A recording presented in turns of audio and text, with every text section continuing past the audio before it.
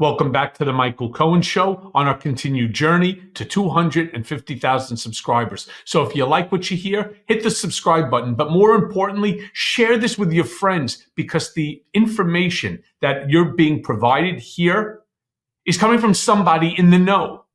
Now, I wanted to talk to you about the other day on my political beatdown show with my co-host Ben Meiselas of the Midas Touch Network. The two of us were discussing how there is chaos each and every day from the Trump transition team, as well as the MAGA group.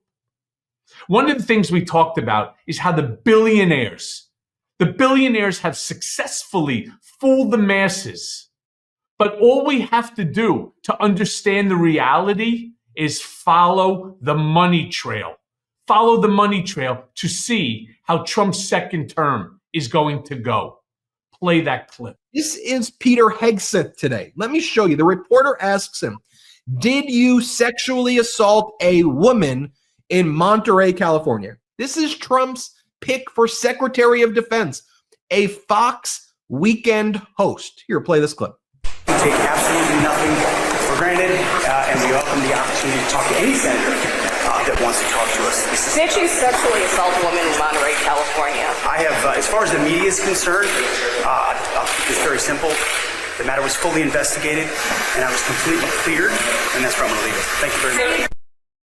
Did you hear what he said there, though, Cohen? He goes, as far as the media is concerned, as far as, what does that mean? As far as the media, it may have happened, but as far as the media is concerned, I was cleared. You were not cleared. I don't know, but I'm more worried, not so much about Pete Hegseth, but I'm more worried about the transgender Congresswoman-elect, using the women's bathroom, as well. I mean, it's the chaos that they throw at us on each and every day. That's why I can't say it enough.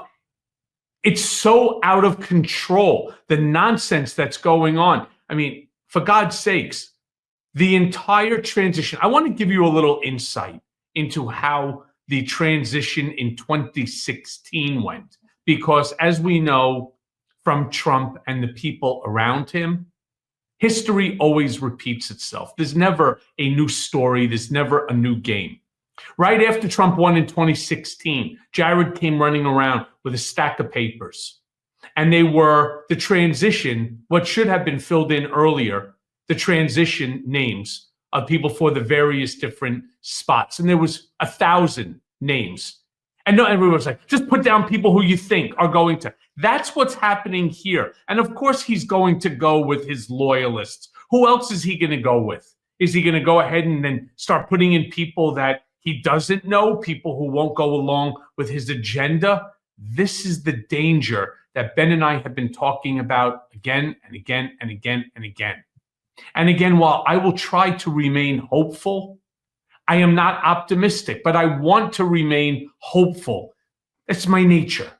And I swear I am so nervous for all of us, because when you start to see people like Linda McMahon, who has she's no experience to be the head of the Department of Education.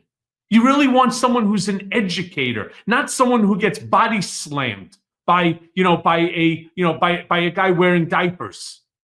This is not a joke, or by someone who's tearing their shirts off, telling you that just wait till the pythons get their hands on you, brother, right? I mean, is this really who you want? Is this who's going to bring our children to the next level to compete with other countries that far outweigh us? Is this really what we want? It goes back to what we said, though. So how do you convince taxpayers in red states to use their money for a voucher program to boost the performance of private schools owned by corporations against the interest of the public schools for which the taxpayer is paying money to which lowers the standards of education and ultimately screws over the taxpayer. But how are they funding corporate privatization of schools through these voucher programs? Well, all you got to do is say, they're indoctrinating your kids, these books in the public schools. They're turning your kids gay. And that's what they're doing. So if you go to school, they're going to give you a liberal agenda. But what's this all about? Follow the money. Follow the money. When Trump does Trump Bibles, and then the Oklahoma right-wing superintendent says, we need religious in class. We need to teach Christianity. We need the Bible. Look at which Bibles they're ordering for millions of dollars. The Trump Bibles. Follow the money. And what you'll find is that with all of these things, and this is what Democrats need to be better at messaging, though, is to look people in the eyes and say, you're being ripped off. They're scamming you. How bad was our messaging when you have on one side, on the Republican side, it's all about gasoline and groceries. Can't afford your gasoline, which is basically $1 higher right now than it was under Trump. You can't afford your groceries, but you know what you can afford? $100,000 watch. You know what else you can afford? A $1,500 to $10,000 guitar. You know what else you could afford? A $99 NFT. And there are, what, 100 of them? Something like that. That you can afford, but you can't afford the difference between 25 cents versus 50 cents for an orange. I have an idea for you. Let's get rid of all the migrants and then see how much that same orange is going to cost you. All right? The whole thing is so backwards. And there's no reason for it to be backwards. The country is doing well. Not just well, like off the charts well. We double every other country in terms of our gross domestic product. We're like 2+ times that of China, who's number 2.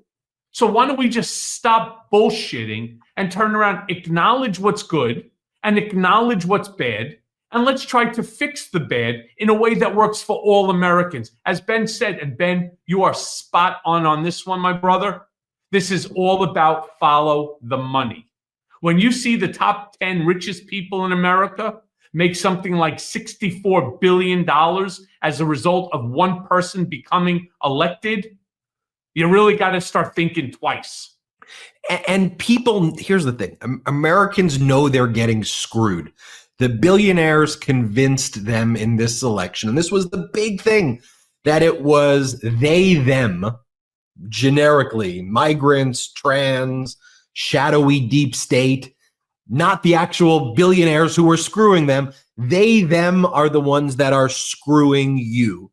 And Democrats were running an Obama-like 2008 playbook. We need to turn the page. We need to go to the future. People feel screwed because they're getting screwed. They're just being conned by the people who are screwing them, and Democrats were not addressing the grievance. What I wanted to say is, you know how you know that they fooled the masses? And we're talking about the billionaire class fooling the masses. Just the other day, Target announced that they're going to have the worst fourth quarter in a long time, and they don't even know what they need to do in order to change things. So when you're talking about people who are purchasing at Target, I promise you, the Zuckerbergs, the Bezoses, the Musks, they're not buying over at Target. This is going to be a real holiday shopping alarm. And I say this, Walmart, the same thing. Why? Because the people who shop at Target don't have the money within which to do it. That's what the problem is. So somehow or another, they fooled this group, the low-income class, to believe that their wealth increase is going to somehow trickle down significantly to them to make their lives better. This issue with Target shows you the exact opposite. Hey everyone, first of all, thanks for watching. I mean, we're going to be posting daily episodes with reactions and talking about politics. We'll be talking about everything, in fact. So please like and subscribe. Join us on this journey.